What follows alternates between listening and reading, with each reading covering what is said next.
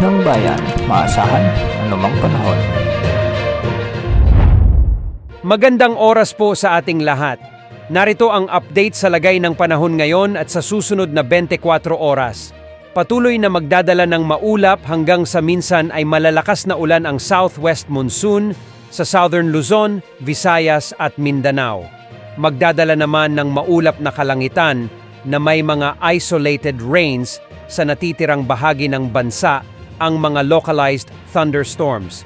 Para naman sa update sa mga binabantayang posibleng mga bagyo at LPA, ayon sa Japan Meteorological Agency, isang tropical depression ang posibleng mabuo sa silangan ng Mindanao sa mga susunod na oras.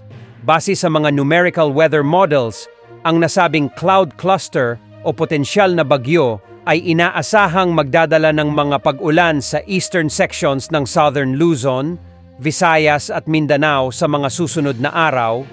Hindi rin naman inaalis ang posibilidad na lumakas ito bilang ganap bagyo sa susunod na mga araw at posible rin ang landfall scenario lalo na sa Visayas at sa Luzon sa susunod na mga araw.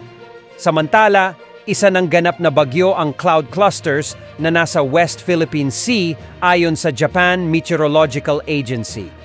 Posible itong maglandfall sa bahagi ng Vietnam o di kaya naman ay kumilos pahilaga sa southern China.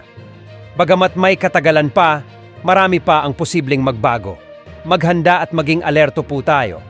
Para naman sa lagay ng panahon ngayon, dahil sa pag-iral ng southwest monsoon, asahan ang mga pag-ulan ngayon sa ilang bahagi ng Mindanao, Western Visayas, Central Visayas, Palawan at sa Occidental Mindoro. Ganitong panahon din ang aasahan sa Metro Manila, natitirang bahagi ng Mimaropa, Batangas, Cavite, Laguna, and Bataan. Ang mga lugar na ito ay posibleng makaranas ng minsay malalakas na ulan pagbaha o pagguho ng lupa, lalo na kung may mga malalakas na mga pag-ulan. May mga pag-ulan naman ngayon sa malaking natitirang bahagi ng bansa dahil sa mga localized thunderstorms. Sa ngayon nga ay nakararanas ng maulap hanggang sa maulang panahon ang Ilocos Sur. Uulanin din ang ilang bahagi ng Zambales, Bulacan, natitirang bahagi ng Calabarzon at sa Bicol Region. May mga inaasahang thunderstorms din sa Quezon Province, Bicol Region, Negros Island, Central Visayas, Samar at Leyte Provinces, at ilang bahagi pa ng Caraga. Mag-ingat po dahil posible ang malalakas na ulan na siyang posibleng magpabaha sa ilang lugar. Sa ngayon, banayad naman ang mga karagatan at walang nakataas na gale warning sa mga karagatang sakop ng Pilipinas.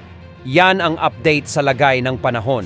Ito po ang weather update ng bayan, maasahan anumang panahon.